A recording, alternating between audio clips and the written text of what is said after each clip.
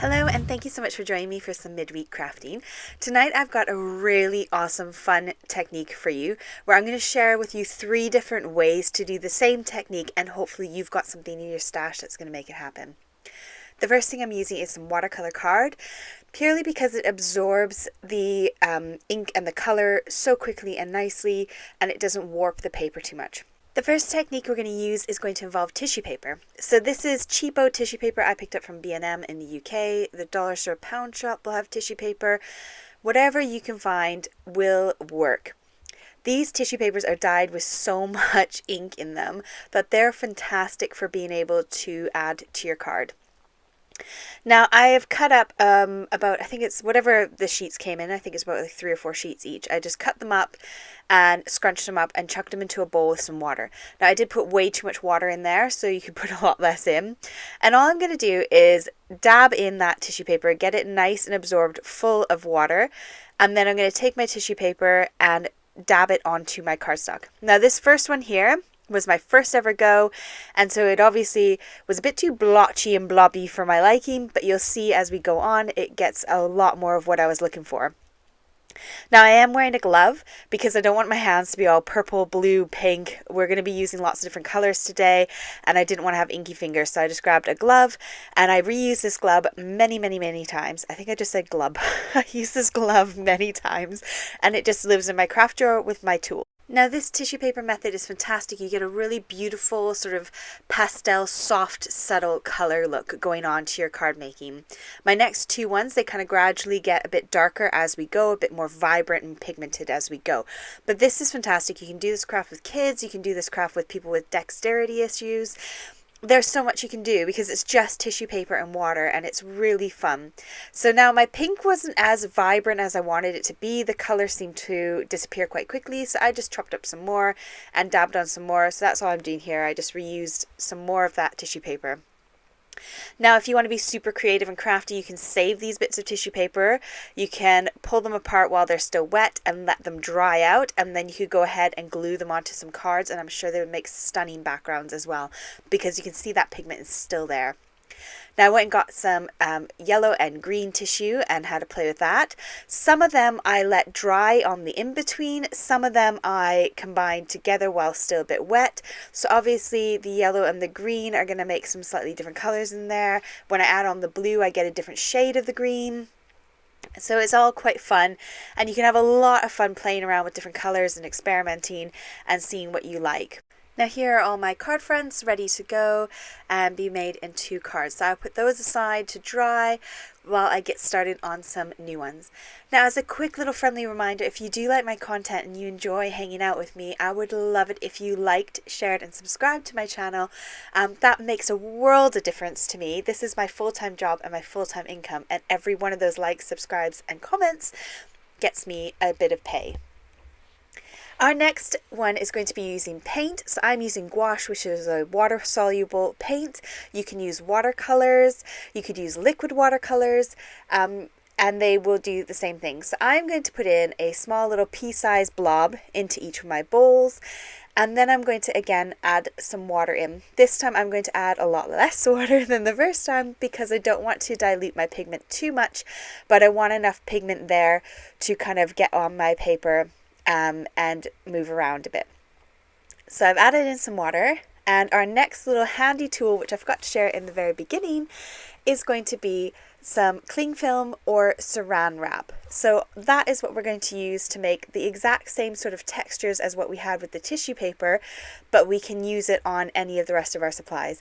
Now it's not the most eco-friendly, environmentally friendly product, so if you do have old packaging left over, or you had a sandwich and it wasn't too messy, it'd be great to reuse that. For the sake of the video, I didn't have anything lying around, so I went ahead and used up some of my saran wrap. Obviously, if you've got some tissue paper, you could probably actually use that. If you've got plain white, it would work as well. So all I'm going to do is dab it into my ink, and again, dab it onto my cardstock. Works really well. This time, though, it is a lot more juicy. That color pigment seems to stick into the saran wrap or the cling film quite nicely, so I do put some of them aside to dry and some of them I do wet. So it's quite fun to experiment, as I said before. if you've got all your colors, if you let them dry in between, then they don't really mix too much together. Or if you want them to mix, so you want to do blue and yellow and get green, then you can go ahead and mix them while they're still wet, and then they will dry and mix and blend and get the sort of 3 colors instead of 2. So again, really fun, quick and easy way to use hopefully some supplies that you've got. I would imagine actually if you have acrylic paint, you should be able to mix it with water as well, because it is a water-based paint. And you should be able to do this technique. It's just a great way to get some color on those backgrounds and have some fun with your supplies that are in your office. Now, of course, you can do some ombre looks, so you could kind of blend them and do some diagonals in different styles and add more color. So you still have that blotchy look, but it's a lot more intensified because you've added a lot more of the pigment onto the cardstock. So here are my ones that I've just done now. I've got some beautiful mixes of colors. I've got some different colors that are kind of standing apart from each other. And they're a lot more pigmented than the first round, so they're not as pastel, they're kind of in between. Our last one is to use some Reinkers. So if you've got some really, really strong pigments, Reinkers, you could do this technique. Now I apologize because I didn't realize my camera wasn't in focus, so hopefully you can see enough of what's going on. I'm putting in about 3 to 4 drops of color in each bowl, and I'm doing about 5 to 6 spritzes of water in each of them. I wanted these ones to be mega pigmented. So if you want them to be lighter and not as pigmented, add some more water to it.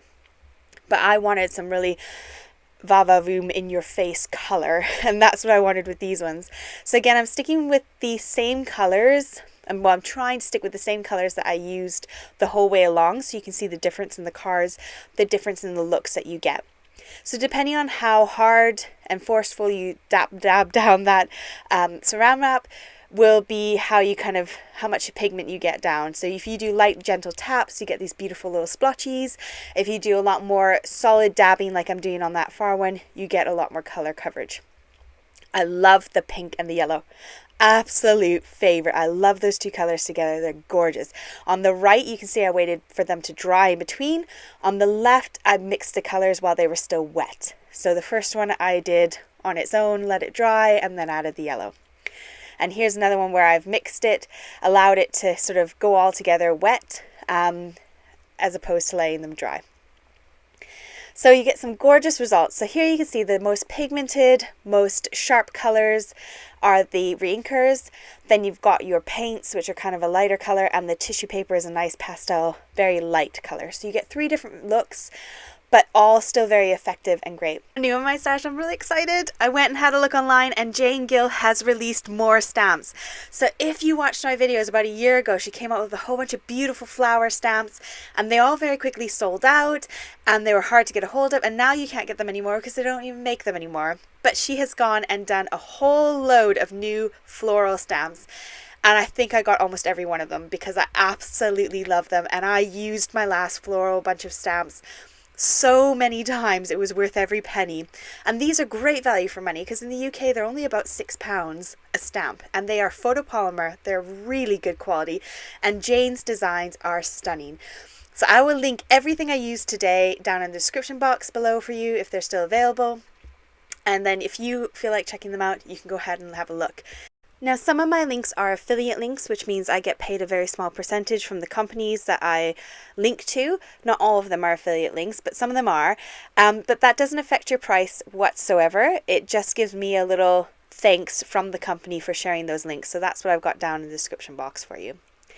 Now here on all of my cards, I wanted to use the KISS method to keep it simple. I wanted to stamp on some black images and then kind of decorate them and embellish them once they were sort of stamped. I find this way is really nice for bulk card making. I don't get so overwhelmed. I've done all the effort making the backgrounds, and now I want to keep it simple and do some really pretty decorating on the top. I went ahead and cut down all my cards to be 0.5 centimeter smaller than my actual card base, and that way that little panel is kind of stands out a bit more off of my base. It's a nice, quick and easy way to add a layer without having to add too much more to it. Now I went ahead and finished off all my cards off screen for you, but I'm going to share with you what I made and how I did them. So this first card, I used these dies and stamps and some holographic card from my favorite shop, Rainbow Card, which does ship worldwide. They're quite good. There's a link with a discount code in the description box as well.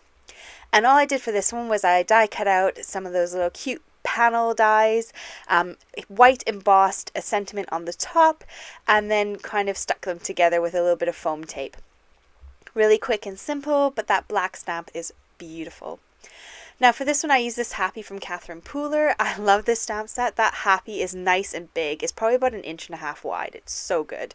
And then I used a birthday from this old stamp from Woodware, and I stamped it onto some vellum and stuck it onto the front of my card, wrapping it around that front panel.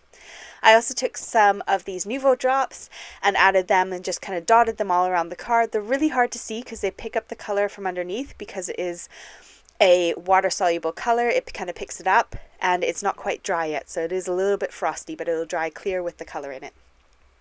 My next card, I use this thank you set from Catherine Pooler, as well as my glitter pen, and I went and added some glitter to those flowers. So hard to see in the camera, but I added some sparkle on there and kept these ones really nice and simple and really nice and flat. That way I can pop them in the post, they can go overseas, and it'll be nice and cheap. And for that word, the thank you, on the right hand card, I stamped it in white first and offset it with the black. So I shifted my stamp over just a little bit and stamped it in black. On this card, I used an old thank you stamp set from Crafter's Companion. I'm pretty sure it's not available anymore. And the happy birthday again. I've also got these amazing sequins from Alina's shop. They are very glittery. They are super, super glittery sequins. And they come in the 3 colors, the sort of dark pink, light pink, and white. And I went ahead and cut out my stamped images. So some of those stamps were single stamps, the flowers and the leaves. And so yes, I did fussy cut them out. I hate fussy cutting. And I used my strips jar. So I created these 2 cards here. I popped up those flowers with some dimensional foam and glued the leaves on down onto the card base flat, and you get these gorgeous looking cards. Now this will dry clear. My glossy accent wasn't quite dry, so it's still a bit foggy looking, but it will dry totally clear, and then I'll have a very dimensional little sequin under there. So they're the same sequins on both cards, but when I added the glossy accents too.